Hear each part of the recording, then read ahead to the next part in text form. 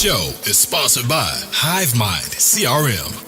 It is more than just a CRM. It is a real estate and business mastermind that comes with an all-in-one CRM. You can have unlimited websites and users. You can call, text, RVM, and email all in one user interface. And you can set up custom automations for any type and multiple businesses. 65% of companies start using a CRM system within the first 5 years of business. Once implemented, the HiveMind will save you on marketing, give you more time, and make more money.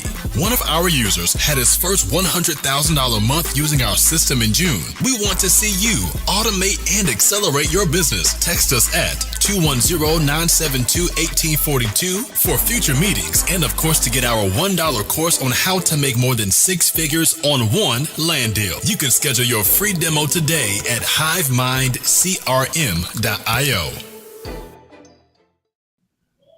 Hey, welcome to today's episode. I'm Daniel, your host. I have today Brenden from Montreal, Canada. He is a speaker, trainer, and coach, and we're going to talk about how to communicate effectively, because a lot of people struggle with that, and I'm one of those. I think everybody struggles with it in some form or some fashion.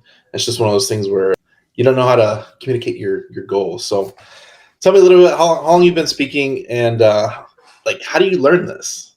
Is it? Yeah. Absolutely, brother. It's great to be on, Daniel. Thanks for having me. No Yeah, so I've been speaking now for 7 years. And how I got started was when I was in university. I went to business school. I did these things called case competitions. Think of it like professional sports, but for nerds. So all the guys my age were playing football or basketball or rugby or some other thing you probably wouldn't see me playing. I did the nerd version of that, which was presentations. That's how I learned how to speak. And then as I got older, I started coaching people who were younger than me in that program, Daniel, to help them with their communication skills. But then later on in my life, I realized that everything that I was sharing with them wasn't available online for free on the internet. So I started making YouTube videos on communication to help the world. And then a few years later, turned to a movement and a business. Wow. Okay. So communication. So you kind of like took what you learned in college, and now you've made it into a business, coaching business, to kind of help people really communicate better, right? You got it. Gotcha. Okay. So I'm really bad at this. Like I said, I get a lot of practice in by doing stuff like this. And this is like one of the things I tell people all the time is like, if you're really afraid of speaking, you got to do something like a podcast, because it really kind of helps you formulate and have a conversation in general. So I feel like I've gotten a lot better, but I still lacking a lot of things. So what's an easy tip you can give somebody who's starting into speaking to kind of, because I think when I first started speaking, it was like one of those things where like I actually did an event. So I started like doing the middle things, and I did an event, and like 80 people showed up, and I'm like, okay, I've never spoken in front of 80 people before. What can you help people to like overcome that first thing? Because I know what I did. What's your recommendation on that? Yeah, well, first of all, I would say congratulations, Daniel. It's rare to see someone in the beginning stages already attracting an audience of 80 people, so you should be really proud of yourself. That's awesome. I would say that the next piece is asking a question. And it's a question that a lot of people don't really think about, because we dream about the expensive things we want to buy. We dream about the vacations we want to go on, but we don't dream enough about how great of a communicator we can be. And the question is simply this: how would your life change if you were an exceptional communicator? How would your life change if you're an exceptional communicator? You know, the problem with communication, Daniel, is it's so littered in anxiety and stress and fear, right? When in reality, it shouldn't be that way, because communication is supposed to be fun. It's supposed to be a way to create impact. It's supposed to be about getting a better job, leading a fulfilling life. So the first thing I would say is just to reverse that a little bit and start to just spend 10 to 15 minutes journaling. How would your life change if you're an exceptional communicator? You might have a better relationship with your family. You might be able to order food better at a restaurant. You might be able to be more present with the people around you. So that way you can actually find the motivation to push through and actually get this job done. Yeah, I would say it was definitely internal for me to like get better at speaking, because it was one of those things where like I knew I wanted to go in a direction, and like there was a lot of faults and failures I had, or personal fears of mine, just to even do this. So it was one of those things where like, okay, we do 2 live calls a week. So it's like one of those things you kind of exercise that muscle of speaking around random stuff. And now I can really talk to myself for an hour, and it doesn't seem crazy. But it's one of those things where like I really had to like drive practice, learn, and then it was a lot of doing. A lot of doing. Absolutely. The best way to speak, and this is probably the most powerful thing I'll share today, Daniel. The best way to speak, coincidentally, oddly enough, weirdly enough, is to speak. Gasp.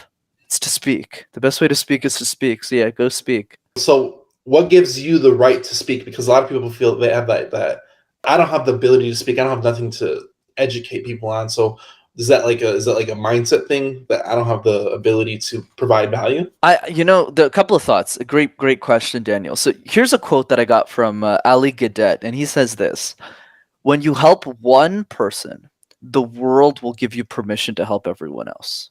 Okay, when you help one person, the world will give you permission to help everyone else. What does that mean? Does that mean being a speaker means you need to be on a big stage? No, not at all. It means having an interest or a desire to share something that you just know a little bit more than anyone else or someone else for that matter, and just start helping that person. But public speaking communication doesn't necessarily mean, that's what I hate about that definition. It doesn't mean you're some speaker speaking in front of thousands of people. That's not the goal. That maybe it might be for some, but really the goal is, are you using communication to help a single individual? And are you doubling that over time? Another piece that I want to add here is the idea of imposter syndrome that you brought up indirectly through your question. And trust me, Daniel, and everyone who's listening, I am the best example of imposter syndrome. I started coaching CEOs when I was 22, right? So I was helping people who had worked longer at the company than I was alive. So trust me, I had imposter syndrome. So how did I get over it? I got over it through this analogy I'd love to share. So let's say I came to LA, Daniel. Okay, I came to your place, like your city, and I said, hey, I'm in the city. What should I do, man? I'm in the city. You'll probably tell me, hey, Brenden, you got to check out this beach. You got to eat this food. You got to go to this restaurant. You got to visit this attraction. Makes sense, right? Yeah. Okay. In the same way that if you came to Montreal, you'd probably do the same thing. Hey, Brenden, I'm in the city. What should I do, man? What should I do in the city? I'll probably tell you. Yeah, unless you're vegan, go to the chicken place. If you are, then I have no recommendations for you. Then go to this restaurant, go to this attraction, do this thing. And we're very open about that. But don't you find that bizarre, Daniel? I mean, you're not a tour guide. I'm not a tour guide. We're not tourist experts. We don't know our city end to end, even if we've lived in it for a long time. Our dads aren't the mayor of Montreal or LA. Yet, we're super open about sharing that information, but we don't think too much about it. But when it comes to our expertise, the thing we spend years honing, the thing we want to share with the world, we have a hesitation. So why is there a difference there? Why is there a gap? Why is there some piece of information we're super, oh yeah, just go to this thing, do this thing. Even if we have zero expertise, we probably shouldn't be opening our mouth about these things. And there's other things that we do. And the answer is it comes down to what is the definition of an expert. An expert, a lot of us think, is, having a PhD, having a master's degree, having this thing. That's not what expertise means. Expertise just means being one chapter ahead of the next person on that thing. In the same way you could teach me a lot about hosting a network or hosting Hive Mind, I could probably teach you about communication. And that's the point. Teach the person behind you, not in front of you. Okay. That was really good. That was really good. Okay. So a lot of people, they have a purpose. And like I said, I'm kind of broadening this for a lot of our listeners just because this is where a lot of people think like, I'll never speak in front of a crowd because, like I said, this is a great conversation for me because I'm like 5 years ago, I'm like, I would never speak in front of a crowd. It's just not going to happen. Never going to happen. And then I'm like, today it's just like, okay, I'm ready. Let's do this. It's one of those things where like, I've kind of grown into it. But 5 years ago, it was like, it wasn't even a question. Like, am I gonna lead people down a path? No. Why would I do that? Like, why would I expose myself to that? So let's talk about fears. Fears. A lot of people fear they're going to be looked at differently because they're. What's the one thing that when you stand in front of a crowd, now you expose yourself to criticism? Do people criticize you out when you're speaking? Because we're gonna face some of these fears. Because like I said, this is one of my fears I have. Absolutely. So let's talk about that, right? I think the question, the framework that we need to tackle this with, Daniel, is not how do we get rid of the criticism? It's not how do we get rid of the fear, but rather saying, is the criticism, is the fear worth the thing that I'm doing? Is the thing that I'm doing so important that it outweighs the criticism and the fear? I'll give you the best example with me. My fear of communication hasn't gone away. I know a lot of people might think I'm lying, but it's not true. I mean, it's true. I mean, in the sense that the fear of communication is still within us. It's just in new mediums. Okay, am I fearful of this podcast? No, I'm not. But I'm fearful of other things. Like, let's say we're having lunch, Daniel, and Elon Musk calls me and he says, "Hey, Brenden, I love your YouTube channel. Like some of your videos. Can you come coach me tomorrow? I'll pay you whatever you want." Would I shit my pants? Yeah, I probably would shit my pants. Even if I'm a communication expert, I'd probably shit my pants. I'd be like, "Oh my God, I got to talk to Elon Musk tomorrow. Crap. I'm nervous." I'll probably start shaking like a little quake. So what's the model that we need to follow? Let's think of it like a boxing match, Daniel. Okay. One side of the ring is the fear, and the other side of the ring is the message. So the fear is, oh my God, I'm scared, I'm anxious, I'm fearful of criticism. What are people going to think of me? And the other side of the ring is the message. Why is this important? Is it important for me to share this message with the world? Why does this matter to people? And the goal, my friend, is not to remove the fear. The goal is to make sure that when your message and your fear meet in the middle of that boxing match, that your message wins the match, that your message gets the knockout punch. So in the same way for me, why did I press record? I had every excuse in the book not to start MasterTalk, Daniel. I mean, I was 22 years old. I was on my mother's couch. I still live with my mom. Right? I had no money in my bank account back then anyways. I could have said, hey, let me just wait until I'm 30. Let me wait until I have a mortgage. Let me wait until I'm a big high-end IBM executive. So why did I press record at 22 instead of 30? Because of the 15-year-old girl who couldn't afford me. Every 15-year-old girl in the world right now, every 15-year-old boy in the world right now who needs communication doesn't have anyone except for me, literally. They literally have nobody else. No one else is young enough and who has the expertise to teach them. So if I don't share the videos, no one else will. That's why I pressed record, because that message was worth all of the criticism and all the fear that came with it. And that's the framework that I encourage people to think about. There's things that you can only resonate with your audience, and there's other people that may see the same message, but they're not only resonate with only their audience in general. So you as a creator creating in your own niche, you find your own audience as a whole, and they're going to find you. It's just a matter of time. Absolutely. And let me push this even further, my friend, because I think this will help you too. I usually don't share this one on a podcast, but this might tune a little feathers here. Who suffers from your inability to take action? From your inability. Let's reach. Right. So what I encourage people is don't just answer the question, really push the pain. So what I did is the reason I'm so committed to MasterTalk is when I started sharing my message, I knew those 15-year-old girls. It wasn't like I was thinking about this in my mind. I do a lot of pro bono work for leadership committees and tech communities in Montreal. I have lunch with these 15-year-old girls. Sometimes they're 7, sometimes they're 10, and they're always red in the face whenever they share ideas.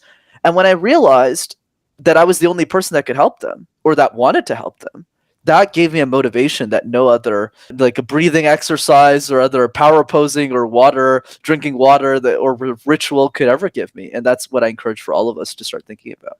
So one thing I think you really hit a great point is that I think a lot of younger people, they're afraid to communicate to adults because they're lesser than, or they think they're lesser than.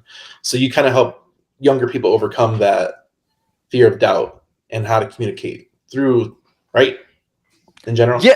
And let me give you the easy example here, because I like easy wins, Daniel. Like I'm not the fear-mongering coach. I'm not the guy who's going to be like, you're going to die if you don't communicate more effectively. I'm more about the dream. So for me, I didn't start coaching executives right away. I started coaching like the 15-year-olds I was talking about. Then I started coaching people my own age. I didn't even worry about the old guys and gals. I didn't even worry about now that I am one of the old guys. But you know, back then, like I wouldn't worry about those people. I would just coach people your own age. Have fun with that. Give those people advice, and then gradually move up the age range. Then go, okay, you're comfortable 20, then try 25. You comfortable 25, then try 30. Like my first CEO clients weren't 40 years old then. Now they are. Now they're 40, 50, 60.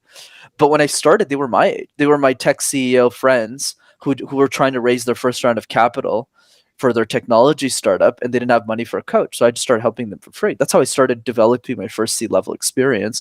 And then my age matured up over time. And I encourage people to start where they're comfortable with. But the worst thing to do is to not start at all. It's always no matter what it is in business, it's not starting is always the worst thing. And I'm really glad you said that too, because like for me, it was just like, I know I have some value to give, and I provide it. I know the audience will come eventually, and lives are being changed because of my message. So it's one of those things where like the message is more important than the fear. 100%. Hundo, brother. 100%. I try and inspire my audience and my clients in general just to like be out there more, because we're going into a digital age where you have to have a digital footprint in some fashion. So I did an interview with a client of mine, got him on the first podcast. He hopped on this podcast, and now I just saw a post yesterday. He's starting a podcast with a group of his friends in his little apartment, or whatever. So it's kind of cool seeing my push, and I don't know if it was a large enough push or it might have just been a nudge to his own audience and make change. So it's kind of cool. That's amazing, brother. Love that. And like I said, a lot of my clients are business owners. I work directly with business owners. How can business people leverage speaking, podcasting to grow their business? Absolutely, brother. So let's start by the problem I see with business owners, and then let's talk about your question. The biggest problem with business owners is they don't make communication a priority, right? They don't make it a priority in the way that they are thinking about their business. And the question I have for business owners to reflect on is, are your communication skills scaling with the business? Is your business scaling with your communication skills? I'll give you the simplest example here. Let's say your business doing 100,000 right now in annual revenue. Let's say gross revenue. Well, most of your focus is probably sales, marketing, and delivery, right? You're trying to sell a lot more. You're probably the only person there. There's probably maybe 2 employees, 1 employee at the very most, and you're just trying to grow, which is totally fine. But the context I would like to set is when you start doing $500,000, $600,000, $700,000 in revenue, you need to realize that a lot of the things that you used to do as a business owner, you won't do anymore. So because of that, you'll need to start delegating to other people for delivery, for sales, for marketing, which means your communication skills need to be super sharp for that level. So when you're creating standard operating procedures, if you're not able to communicate the expectations clearly and help your team and give them feedback and inspire them, they won't be able to do the job as well as you used to do. And then you'll start to get frustrated and you'll create a lot of inefficiencies within the business. So it's also important to think about your future state. Because a lot of business owners don't make it a priority because they don't have communication goals. They have health goals, they have financial goals, they have relationship goals, but very few of them prioritize their comms. So that's the key. You need to start thinking about that future version to get there. Same thing with being a podcast guest, speaking on a stage. If you have that skill, you have an advantage other people in your industry just don't. Like there's a lot of times I go into a podcast and I'll make 10 grand in just an hour if I'm on the right show. And the reason is simply this: if 3,000 people are listening to that episode, but 3 of them become clients, or 4 of them become clients, or 5 of them become clients, you'll for an hour of your time, you'll have gotten the best ROI for your time. And that's really the case I want to start building. But don't worry about the financials. I would say just worry about doing the reps. So the first couple of times I was on a podcast, Daniel, I didn't worry about the ROI. Even today, I still don't worry about it. For me, it's more just like, let's have fun with this. It's a great practice round so that when I'm on the big shows, and I'm probably on a super big show, like let's say once every 2 weeks now at this point, I go in there and I slam dunk it, right? And that's the key that I want to plant for business owners. Don't worry about the direct ROI. Just start guesting on shows for the fun of it. Deliver a ton of value, and that skill set that you'll develop won't just help you in stages. It'll also help you in your day-to-day business when you're answering client questions, as an example. I really like what you said about not just communicating for outreach and marketing, but it's communicating with your personnel as well, because I really want to get that people's heads that you get to a certain point where you're not actually doing the day-to-day work anymore. And I can 100% agree with that. Like I've kind of stepped out of that role where I'm advisory with my clients and sales team on the floor. So it's one of those things where like you really aren't doing that job anymore. So don't focus heavily on doing that up front, just because if you go to a certain point, you're not going to do it anymore. You'll be doing other things, which I'm really glad you said that, because a lot of people, they just like, I'm going to do this forever. I'm like, no, probably not. Probably not. So I'm really glad you said that, because I think a lot of people, they think that they'll never get there, but consistency will get you there. And then everything else just falls in line. So that was a cool little tidbit right there. That was a good one right there. Let's talk about communication and sales, because I kind of like, I've gone to events and I'm just like, this is like, I'm a speaker myself. I do podcasts myself. But when I go to events, I don't actually connect with the speaker because they sell 100% of the time. And it's like a hard sell. And I just get thrown off by it. And like, I hope I never do that from stage, because it's just one of those things where like you should be providing value and not necessarily doing a hard sell. So a lot of people like kind of get those mixed up. And what's something you can kind of give to that? Because as soon as somebody sells me something, I'm like, I just disconnect myself, and like I might sometimes walk out of the room in some cases. Absolutely, Daniel. Look, here's my perspective on this. I think anyone who goes for a direct close on a stage without adding value first will always lose. Right? Okay. They'll always lose long. I personally never do that. Like all of my free trainings, all of like podcasts, I never sell programs. I don't even talk about it. But there's also a balance, right, that I want to make sure is clear. Because if you don't sell at all, then you're not making any money, right? So it's important for you to balance. So the way that you should do this, not in every situation, so every industry is different, but I would say the general principle is you got to give the information and sell the implementation. So what does that mean?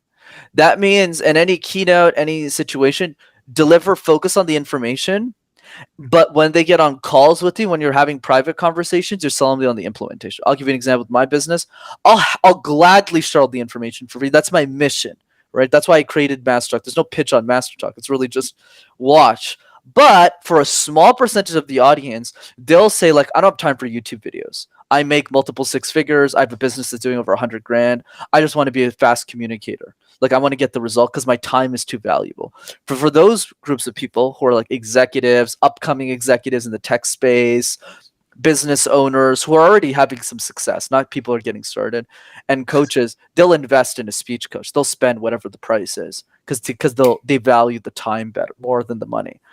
But for most people, I'm just here to sell information, right? Take my free information. Go learn. Go make yourself better because you can still implement on the free information.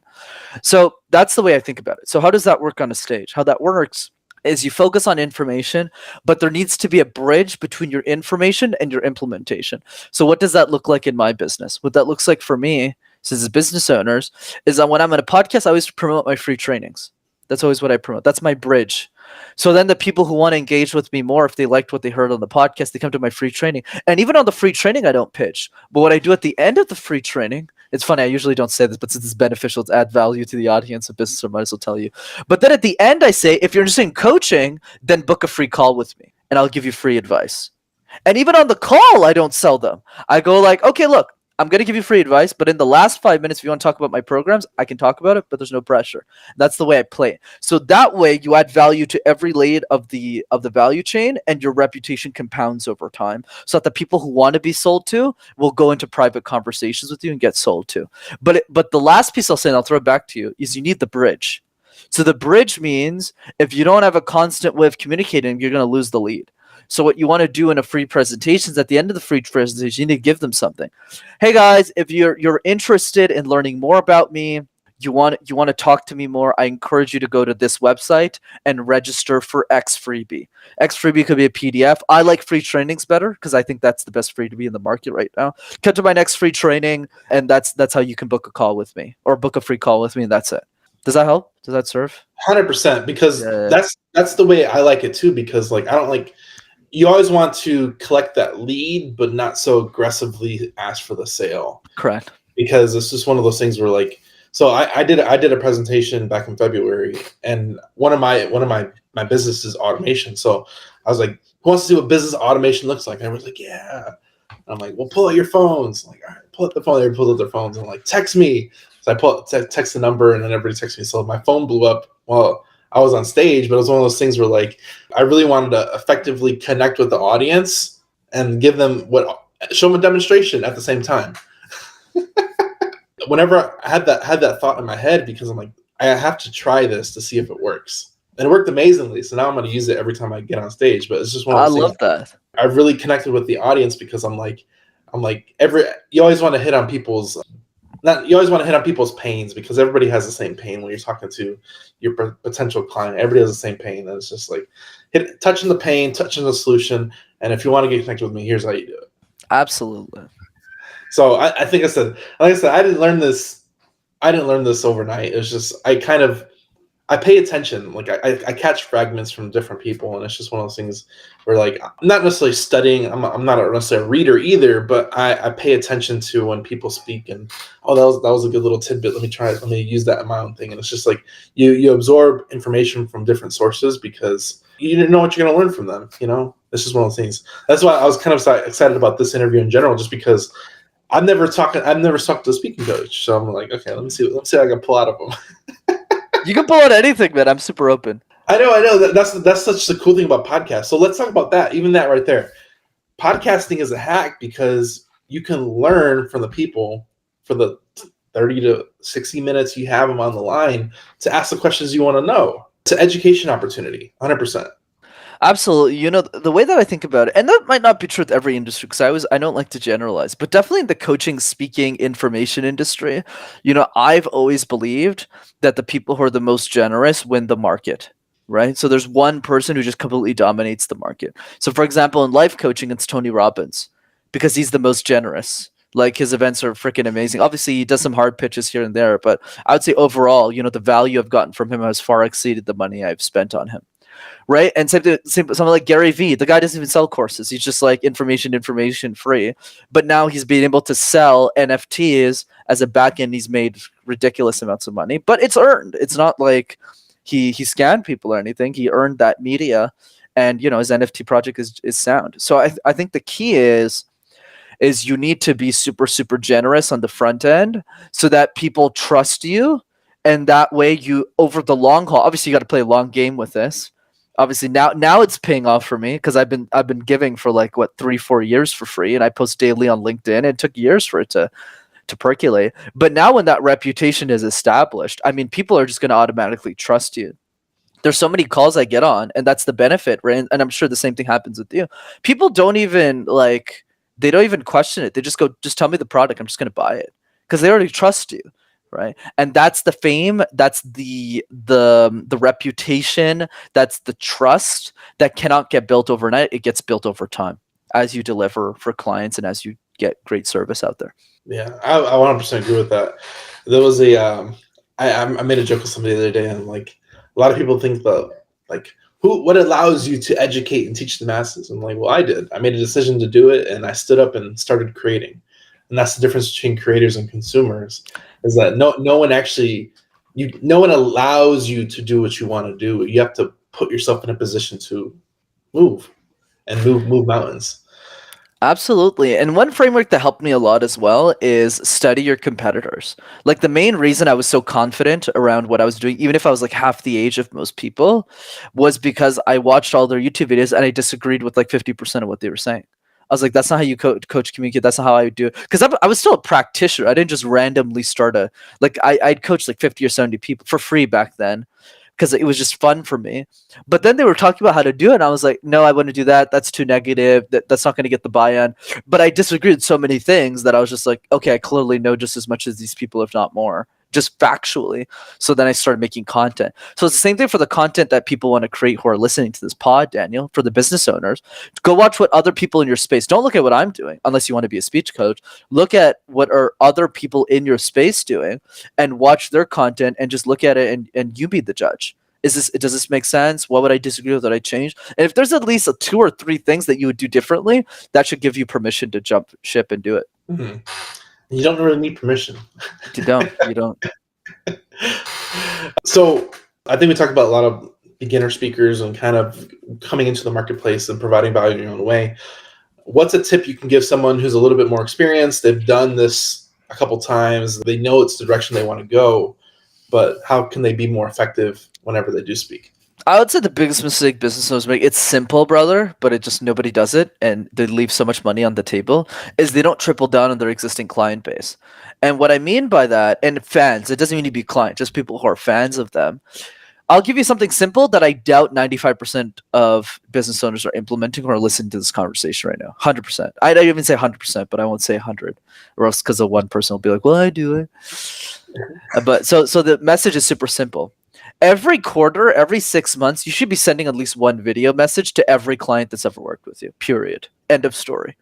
Like 3 weeks ago, I sent 70 video messages. It took me an hour and a half, and I made easily 10, 15 Gs doing that with no effort. Why? Because no service provider sends video messages to just check in. You're not selling people in these videos. You're just going, hey, Daniel, I hope you're having a wonderful year, man. Just want to send you a quick video message to say how much I appreciate you. I love the time that we worked together, and I hope you have a wonderful day. It makes people's days, Daniel. It makes their life. And then they come up to you and they go, "Oh, Brenden, actually, you just came top of mind to me," which was completely intentional, right? And they go, "Oh, yeah, I totally forgot to refer this person to you. Do you want to I would love that introduction, Daniel. Thank you so much." Right? So if you send 70 of these videos, 7 or 10 of them are going to give you a referral without you even asking. They'll be like, "Oh, Brenden, it's so great to hear from you." Or, "Daniel, it's so great to hear from you." But most people, oh my God, they just leave that money on the table because they overthink it. They go, "Oh, but Brenden, Daniel, what do I need to say in this video? What if I mess up the technique?" And I was like, who cares? They already bought from you. They already love you. They already care about what you do. Just sending them a shitty video will mean so much to them. Like for me, one of the strategies I implement in my business is anyone who shares isn't even a client, Daniel. Anyone who shares my free training, the 3 to 5 people, I message people who come to my free trainings and I go, "Can you share this with 3 to 5 people?" It's so easy to do. They're not even like buying anything from me. Can you just share it with 3 of your friends? And the people who say yes and do it, I just send them a personal video message. Hey, and they don't buy anything from me. "Hey, Daniel, really appreciate you sending 3 to 5. And when I send that video message, they send it to 10 more people. And that's how I get free leads. Right? So that's the key. You got to leverage the video messages, and nobody does it. Like I've coached hundreds of people, and I'm the only person I know who still does it as consistent. Even my clients don't do it. I have to hit them on the head to do it so that they make more money than what they spend on me. So, there you go. I like that because it's something that I didn't even think about that. I mean, I have the ability to do that, but it's just like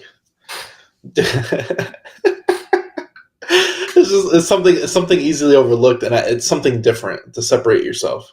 100%, bro. And the reason I'm being so aggressive today is because when the second you told me this audience is business owners, I changed my tune. And the reason I changed my tune is because we're entering a recession, guys. I don't know if you guys have heard of it, but like the U.S. economy has gone down in GDP. Like the percentage is down. We still have time, but a lot of the smartest people in the world are saying that this economy is going to go to the shithole in like the next 6 months. So if you're a business owner and you want to win, you got to take every advantage that you can. Whether it's increasing your burn rate, like I have, like I'm saving for a 2-month emergency fund right now, even if I don't need one, just in case. Right? I'm making all of the decisions so that all of the best businesses who survive this recession, once again, it's not guaranteed that's going to happen, but you always got to prepare for the worst and hope for the best, right? So the same thing, like the business owners, when you start losing capital, your revenue, customers start defaulting, you can't buy ads.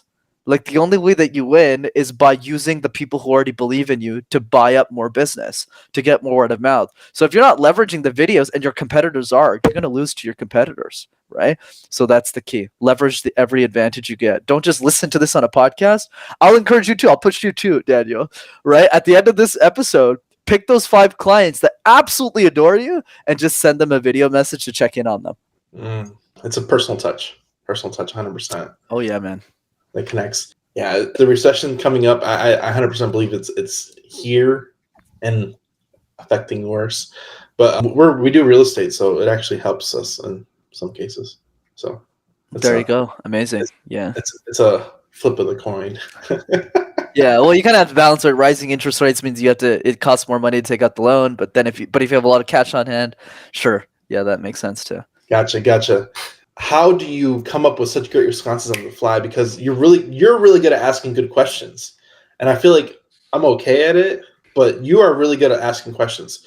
Do you always ask your questions with a question, or is it because you're really direct with your communication? And I can tell. 100%. Very sharp observation, Daniel. So the answer is it's not a secret. It's not like I drank a magic potion and I just woke. This is like my 500-600th podcast guest. Wow. Okay, this is not like I haven't been in this. I know I look like I'm not the oldest guy in the room, but yeah, I've done like hundreds of podcast appearances. So why am I telling you this? I'm telling this because I sucked the first couple. I literally have 18 shows this week that I'm on. 18, right? Because I'm getting so much inbound because of the YouTube channel. But the point is it's a great practice. So the first 100 times I sucked. People were asking me a bunch of questions I didn't have the answer to, but what you'll find as you guest star on more shows, as an example, then I'll give a concrete principle for any business owner, even if you don't decide to podcast, is the idea that people aren't asking you what your favorite fruit is. Like, you're not going to ask me what my favorite color is. It's not serving your audience. You're going to ask me, okay, these communication tips, business tips, what should we do in the recession, Brenden? What should we do this? It's the same questions on repeat. So the first time you answer the question, you suck at it. But then when you reflect on it, you'll have a better answer next time. So this is probably my 57th version answering this question versus my first one. That's why the answer is more direct and cleaner than it used to be. But obviously you don't see the first attempts, you only see the latest one, right? And that's really the key. But the other thing I would say is a practical kind of step that anyone could take, because you don't need to be a podcast guest to get better at answering questions, because you still need to master the skill, people, because you're going to be talking to your prospects, you're talking to customers, they're always asking you questions, and you need to be confident in those situations too. So all I'm asking for, Daniel, is 5 minutes out of somebody's day. I call this the question drill. Every day as a business owner, spend 5 minutes, not 5 hours. You got 5 minutes. You spent 37 listening to this podcast, so you got 5. Reflect on one question that you think a prospect or a customer or a host is going to ask you about your business or about your expertise. Just one question every day, and think 5 minutes answering the question. Do that once a day, every day. If you do that for a year, you'll have answered 365 questions about your business, and you'll be unbeatable in your industry. You know, one thing, I'm really glad you said that too, because like, this is one of those things where like, right now I'm really, really comfortable. And it's because I have the experience that if any podcast I go on, you can ask me any question because I already know the answer. And 100% I will, man, that was so spot on, because like, the reason why I know the answer is because I already said the answer before, and it's just muscle memory. It just kicks in, and I already know the answer. So the total synopsis of that question is, if you answer the question more and more, people are going to ask the same question over and over again.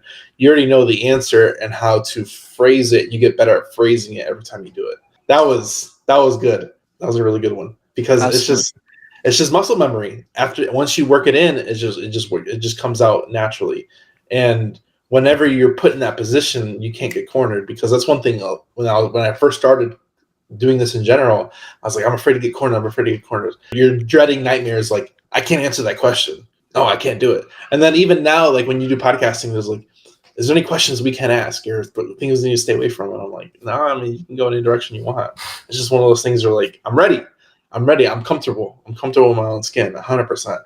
That was gold right there. That was gold, because like I said, I struggled with that early on, and I kind of knew the answer, but I'm really glad you touched on what I thought the answer was, because that's what 100% it. That's it. Muscle memory, 100%. That was pure right there. I like that. This has been a great conversation in general. I hope people, if you don't find value today, start implementing some things, and you'll find value later on, because conversations like this is a conversation for someone who's general experience. I think we covered a lot of beginning stuff, but there's a lot of tidbits for different levels, and that's why I like these conversations in general, just because there's so much you can learn that you might not understand, but you got to come back and listen to it again. It takes re-listens to understand exactly 100% what they were talking about. 100%. How can you communicate leadership? Because I really like talking about business in general, but leadership, there's a confidence that comes out when you speak to make people listen. And it's like, knowing you have the authority, but also compassion that comes with it to communicate and lead your people, or lead your clients, or lead your employees. How do you communicate that through an everyday conversation? Here's the easy answer to this, Daniel. I would say there's no silver bullet. You know, my coach, Dan Henry, talks a lot about this. He says competence leads to confidence. You know, when you have the receipts to back your experience, there's nothing that gives you more confidence in running a business and leading your clients and the people around you, right? Because you've just been through that interaction over and over again, that it becomes clockwork. But what I would say is the key to confidence, the key to being a great leader, is taking those small steps to gain points on the scoreboard. I'll give you an example. Let's say we take the question draw exercise. You know, most of you probably won't implement it, but there's a small percentage of the people listening who'll go like, you know what? Brendan's might be saying something right here. Let me book 5 minutes in my calendar. It's not going to kill me. One question a day. So let's say somebody does that for 3 months. The business owner who has answered 100 questions about their business just feels that internal confidence that they know what they're talking about that cannot be bought. It can only be earned. right? Because they feel it. They when go into that prospecting call, they go into like I got 4 sales calls today, right? And the first one went really well. But the reason I say that is because I know all of those calls will go well. Because I know way more than the client does around communication or the potential client does. But that's not because I'm smarter than them or more important than them. That's because I know I've done the 300 question drills that my prospect hasn't, right? So it's the same thing with the person in your business. How are you showing up? How are you adding points on the scoreboard so you feel internally that you're better? So that's one piece. The second piece is the random word exercise, which I don't think we talked about today. So it's basically you take a random word like phone, like geography, like rubber band, and you create presentations out of thin air. And the reason this is such an effective exercise is because if you can make sense out of nonsense, you can make sense out of anything. Right. And that's really the key to the random word. So a lot of people might go, oh, random word exercise is cool. Like they'll write it down, they'll never do it. And once again, the same percentage of people I was talking to before who are doing the question, they'll go like, let me just add 5 extra minutes here. Let me book 15 minutes tomorrow instead of 5. So I can do question drills and the random word. Well, if you do that, a few times a day, it only takes a minute to do it once. Pick one random word, give a 6-second presentation, move on to the next random word. It takes 5 minutes to do 5 words.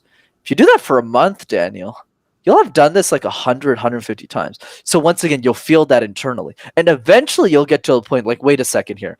I'm talking to someone who's in the same industry as me. They haven't done the question drill 300 times. They haven't done the random word exercise 300 times. They haven't guessed on as many podcasts. And you just start adding up the tally and you just outscore your competition. You go like, wait, like they don't got anything on me. And then you develop that confidence that helps you become a better leader in your day-to-day. But I don't think there's like one thing that you can do to like be a better communicator as a leader. I think it's more about you've done so many things that they automatically transition to this beautiful domino effect where your communication skills just start stacking and multiplying on top of each other until you feel like you're the best in the world at what you do. It's all, I feel like it's all right here. It's all right here. Is when you do the exercises, it makes your confidence, and you know the material, the source material, you can pull from anywhere, and it's just building up your mind to find the words. That's good. Okay, so where can people find you online? Because I think that's not the question, but I mean, Master Talk, right? Absolutely, brother. Well, first of all, it's such a pleasure being on the show, man. Thanks for having me. So there's 2 ways to keep in touch. The first one is, the YouTube channel, of course. Easy way to keep in touch. Go to the YouTube channel, MasterTalk. You'll have access to hundreds of free videos. And then the second way to keep in touch, like we talked about earlier, if you're interested in coaching, come to one of my free trainings. They're free. They're interactive. They're live. They're over Zoom. They're fun. It's not some recorded webinar. And you could register for that at rockstarcommunicator.com. rockstarcommunicator.com. I'll make sure I get a link for that 100%.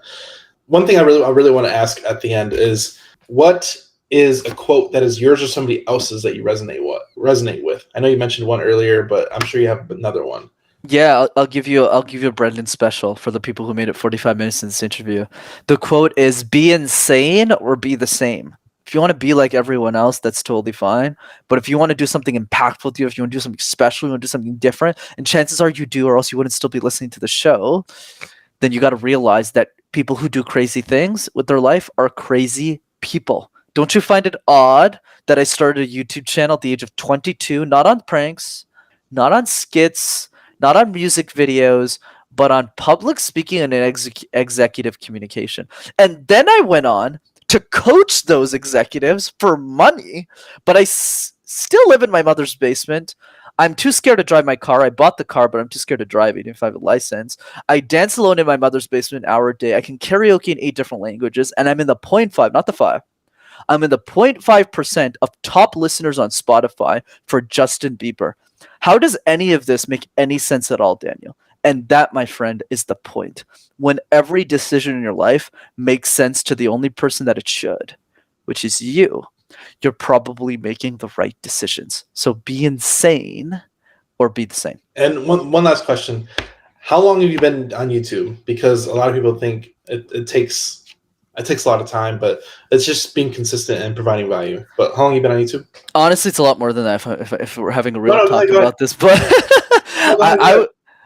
I would say, so I've been on YouTube for 3 years, but it took me 2.5 years to get to 10,000. right? So now I'm at 20. I'm only giving numbers because you're asking. Normally, I wouldn't just tell people my subscriber count. I think it's like 23,000 now, but 13,000 of that following came like in the last like 6 to 12 months. So after you exactly. So after 10,000, it starts to really scale, but getting to 10,000 was like a pain in the ass. You know, I spend 5 figures on my video production every year. I have like a team of 2 people who manage my YouTube channel for. Like I invest a lot of my personal money because for me, it was never about the money. That's why I spent so much money at the beginning. It was really around how do I share information with people who can't afford me. That's why MasterTalk started, and then it accidentally turned into a business later. So I would say for anyone looking to do a YouTube channel, I would advise against it unless you have a big mission around it. And if you do, I would just advise you to start. I started making videos in my mom's basement, literally over there on that couch with the phone. And I practiced every week with no edits. I just posted every week until I was great on camera. And then I transitioned professionally later. But you need to post to see if you want to do this long term. But honestly, for most people listening to this, YouTube's not the game for you. Awesome. I think we'll leave everybody with that. That was a good ending to the call. I appreciate your time, man. I learned a lot. I hope other people did too, but I learned a lot. And I really appreciate your time, man. 8 different languages. That's amazing. I don't speak 8 different languages, so we're clear. I speak 3 languages, but I can karaoke in 8. Oh, okay. I mean, that's still something. I mean, it's exercise in general of language, but it would make sense that a master communicator would try and converse in 8 languages. I mean, it is what it is. It's more to help me pronounce words. It's a trick I teach people. Like, how do you pronounce words and articulate better? If you just pronounce words in languages you don't understand, English becomes really, really easy. I think we'll leave them with that one. That's a good tip right there. It's not something I think people will implement, but yeah, if you're more advanced, go for it. All right. Thank you so much. I appreciate you coming on, Brenden. Please go check it all. Money MasterTalk on YouTube. The show is sponsored by The List Guys. Do you need more leads in your local or virtual market? 1 in 10 small businesses don't invest in any kind of marketing. The List Guys have over 35 plus list types to choose from, and you can mix and match any list or criteria. We also use the skip trace list and provide up to 7 numbers and email addresses. Every list you purchase will be scrubbed against previous purchases. The List Guys are here to save you time. Contact the List Guys today at www.1listguys.com. That's www.1listguys.com.